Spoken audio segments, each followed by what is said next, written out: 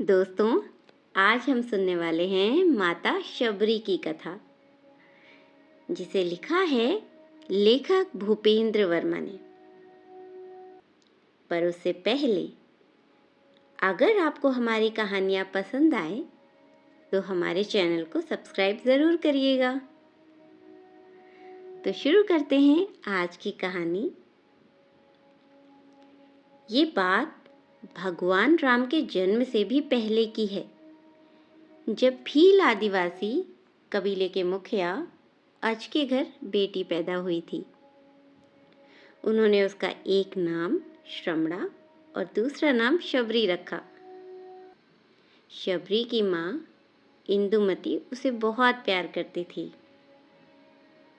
बचपन से ही शबरी पशु पक्षियों की भाषा समझकर उनसे बातें करती, और जब शबरी की माँ उसे देखती तो कुछ समझ नहीं पाती थी। कुछ समय बाद एक पंडित ने शबरी के परिवार को बताया कि वो आगे चलकर सन्यासी बन सकती है। अब इस बात का पता चलते ही शबरी के पिता ने उसका रिश्ता तय कर दिया। जैसे ही शादी का दिन नजदीक आया, शबरी के घर वालों ने खूब सारी बकरियां और अन्य जानवर घर के पास लाकर बांध दिए। एक दिन शबरी की माँ जब शबरी के बाल बना रही थी तो उसने माँ से पूछा, माँ, इतने सारे जानवर हमारे घर क्यों लाए गए हैं? माँ ने जवाब दिया, बेटी, तुम्हारा विवाह होने वाला है, इसलिए हम लोगों ने इनका इंतजाम बलि के लिए किया है। तुम्हारी शादी के दिन ही बलि प्रथा होगी और फिर इनसे स्वादिष्ट भोजन बनाकर सबको परोसा जाएगा। यह सुनकर शबरी बहुत दुखी हुई। काफी देर बाद शबरी ने उन जानवरों को आजाद करने के बारे में सोचा। सोचते सोचते शबरी के मन में हुआ कि अगर ये जानवर यहाँ नहीं होंगे तो इनकी बलि रुक सकती है। ऐसा नहीं हुआ तो मेरे घर से कहीं चले जाने पर बलि तो रुकेगी ही। जब मैं ही नहीं रहूंगी तब ना विवाह होगा और ना ही ये बलि प्रथा, और इससे मासूम जानवर बच जाएंगे। अब इसी सोच के साथ जानवरों को रखी गई जगह पर शबरी पहुंची। उसने सोचा कि उन्हें खोल देती हूँ, लेकिन वो ऐसा कर नहीं पाई। इसके बाद शबरी जंगल की तरफ भागने लगी। भागते भागते शबरी ऋषिमुख पर्वत पहुंच गई। वहां करीब 10,000 ऋषि रहा करते थे।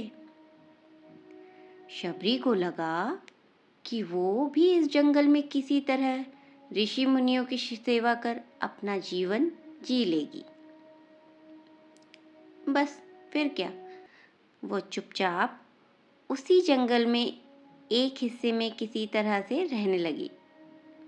शबरी रोजाना ऋषि मुनियों की झोपड़ी के आगे झाड़ू लगाती और हवन के लिए लकड़ियां भी लाकर रख देती। ऋषि मुनियों को समझ नहीं आ रहा था कि जंगल में उनके काम अपने आप कैसे हो रहे हैं। अब एक दिन शबरी को किसी ऋषि ने देख लिया। उसे देखते ही उसका परिचय पूछा। जैसे ही शबरी ने बताया कि वो भील आदिवासी परिवार से संबंध रखती है, तो उसे ऋषियों ने खूब डांटा। शबरी को इस बात का बिल्कुल भी नहीं पता था कि उसकी जाति छोटी है और उसे ऋषियों द्वारा जाति की वजह से अपमान सहना पड़ेगा। इतना सब होने के बाद भी शबरी हर ऋषि मुनि के दरवाजे पहुंचती और उनके आंगन में झाड़ू लगाकर उनसे गुरु दीक्षा देने के लिए कहती। हर कोई शबरी को उसकी जाति की वजह से अपने आश्रम से भगा देता था। ऐसा होते होते काफी समय बीत गया। इसके बाद शबरी मतंग ऋषि की कुटिया में पहुंची। वहां पहुंचकर मतंग ऋषि को शबरी ने बताया कि उनसे वह गुरु दीक्षा लेना चाहती है। उन्होंने खुशी खुशी उसे अपने गुरुकुल में रहने दिया और भगवान से जुड़ा ज्ञान देते रहते। शबरी ने भी अपने गुरु मतंग ऋषि की सेवा करने में कोई कसर नहीं छोड़ी थी। वो गुरुकुल के सारे काम करती। शबरी से खुश होकर मतंग ऋषि ने उसे अपनी बेटी मान लिया था। समय के साथ मतंग ऋषि का शरीर बूढ़ा हो चला था। उन्होंने एक दिन शबरी को अपने पास बुलाया और कहा, बेटी, मैं अपना देह त्यागना चाह रहा हूँ। बहुत साल हो गए हैं इस शरीर में रहते रहते। शबरी ने दुखी मन से कहा, आपके ही सहारे मैं इस जंगल में रह पाई हूँ। अब आप ही चले जाएंगे तो मैं जीकर क्या करूँगी? आप अपने संग मुझे भी ले चलिए, मैं भी देह त्याग दूंगी। ऋषि मुनि ने जवाब दिया, बेटी, तुम्हें चिंता करने की जरूरत नहीं है। राम तुम्हारी चिंता करेंगे और ध्यान भी रखेंगे। शबरी ने श्री राम का नाम सुनने के बाद पूछा, कौन है और उन्हें मैं किस तरह से ढूंढूंगी? मतंग ऋषि ने बताया, राम कोई और नहीं बल्कि भगवान हैं। वे तुम्हें तुम्हारे सारे अच्छे कर्मों का फल देंगे। तुम्हें उन्हें ढूंढने की भी जरूरत नहीं है। वो एक दिन खुद तुम्हें खोजते हुए इस कुटिया में आएंगे और तुम्हें उनके ही हाथों मोक्ष मिलेगा। तब तक तुम इसी आश्रम में रहो। इतना कहकर ऋषि मतंग ने अपना शरीर त्याग दिया।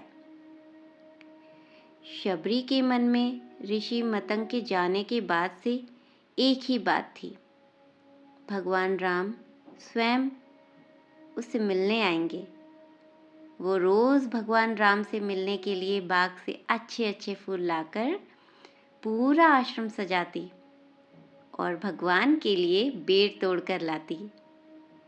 भगवान के लिए बेर चुनते हुए शबरी उन्हें चख लेती थी ताकि भगवान को वो सिर्फ मीठे बेर ही दे।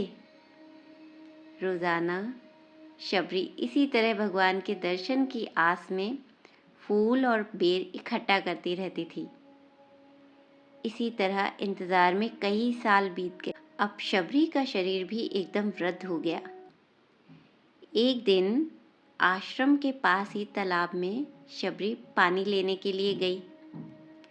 तभी पास के ही एक ऋषि ने उसे अछूत कहते हुए वहां से भागने के लिए कहा और एक पत्थर मार दिया। वो पत्थर जब शबरी को लगा तो उसे चोट लगी और खून बहने लगा। बहते हुए खून की एक बूंद उसी तालाब के पानी में गिर गई। तभी पूरा तालाब का पानी खून में बदल गया। यह सब होता देखकर ऋषि ने शबरी को ही डांटा और कहा कि पापिन, तुम्हारी वजह से पूरा पानी ही खराब हो गया। रोज ऋषि उस पानी को साफ करने के लिए अपनी कई तरह की विद्याओं का इस्तेमाल करते। कई सारे जतन करने के बाद भी कुछ नहीं हुआ। तब उन्होंने गंगा जैसी पवित्र नदियों का जल भी उस तालाब में डाला। फिर भी तालाब का पानी साफ नहीं हुआ और वो खून जैसा ही रहा। कई सालों तक तालाब के पानी को साफ करने की कोशिश के बाद भी कुछ काम नहीं आया। तो ऋषि ने थककर सब कुछ करना ही छोड़ दिया। इस घटना के कई सालों के बाद भगवान राम अपनी पत्नी सीता के हरण के बाद उन्हें ढूंढते हुए उसी तालाब के पास पहुंचे। ऋषि मुनियों ने उन्हें पहचान लिया। भगवान को वहां देखकर ऋषियों ने तालाब का पानी साफ करने के लिए भगवान को अपने पैर उसमें डालने के लिए कहा, लेकिन पानी जैसे का तैसा ही था। ऋषि मुनियों ने भगवान से भी कई अन्य जतन करवाए, लेकिन वो पानी जस का तस खून जैसा ही रहा। तब भगवान ने ऋषियों से पानी के रक्त में बदलने की कहानी पूछी। तब ऋषि ने शबरी को पत्थर मारने वाली सारी बात बता दी और उसके बाद कहा कि वो महिला ही अपवित्र है, छोटी जात की है और इसीलिए ये सब हुआ है। उसी वक्त भगवान राम ने कहा, ये सब आप लोगों के खराब विचारों से हुआ है। शबरी को इस तरह के शब्द बोलकर आप लोगों ने उसे नहीं बल्कि मेरे दिल को घायल किया है। इसी घायल दिल के रक्त का प्रतीक यह तालाब का लाल पानी है। आगे भगवान राम बोले, कहाँ है वो माई? मैं उनसे मिलना चाहता हूँ। तब तक शबरी उसी तालाब के पास पहुँच जाती है। इस दौरान शबरी के पैर को ठोकर लगती है और कुछ धूल उड़कर उसी तालाब में गिर जाती है। जैसे ही वो धूल पानी में पड़ती है, सारा तालाब का पानी साफ हो जाता है और भगवान सबसे कहते हैं कि देखिए, आप लोगों ने क्या कुछ नहीं किया, लेकिन पानी साफ नहीं हो पाया। अभी सिर्फ इनके पैरों की थोड़ी सी धूल से ही पानी एकदम साफ हो गया। भगवान राम को शबरी पहचान चुकी थी। उन्हें प्रणाम करके शबरी ने कहा, भगवान आप मेरे साथ कुटिया में चलिए। भगवान भी खुशी खुशी शबरी के साथ चल पड़े। फूलों से शबरी ने भगवान राम का स्वागत किया और सीधे बेर तोड़ने के लिए भाग गई और चक चक कर उनके लिए बेर लेकर आई। उन्होंने बड़े ही प्यार से भगवान राम और उनके भाई लक्ष्मण को बेर दिए। भगवान राम ने उतने ही प्रेम से उन बेरों को खाया। तभी बेर देखकर मुंह बनाते हुए लक्ष्मण ने कहा, भैया ये बेर झूठे हैं, आप इन्हें कैसे खा सकते हैं? भगवान ने जवाब दिया, लक्ष्मण ये झूठे नहीं बल्कि बहुत मीठे हैं। शबरी माई हम सब के लिए ये बहुत प्यार से तोड़कर लाई है। इतना कहकर भगवान राम प्यार से उन बेरों को खाने लगे। भगवान ने जाते हुए शबरी माई से कहा, आप मुझसे जो मांगना चाहती हैं मांग सकती हैं। शबरी ने कहा, मतंग ऋषि के कहने पर मैं आज तक सिर्फ आपके दर्शन करने के लिए ही जी रही थी। अब आप मुझे मोक्ष प्रदान कीजिए। मैं अपना शरीर आपके सामने ही त्यागूंगी। उसी वक्त शबरी ने अपना शरीर त्याग दिया। भगवान राम ने अपने हाथों से उनका अंतिम संस्कार किया और माँ सीता की खोज में आगे बढ़ गए। इस तरह से ऋषि मतंग की बात सच साबित हुई और शबरी को भगवान राम के दर्शन भी हो गए। तभी से भगवान राम को शबरी के राम भी कहा जाने लगा।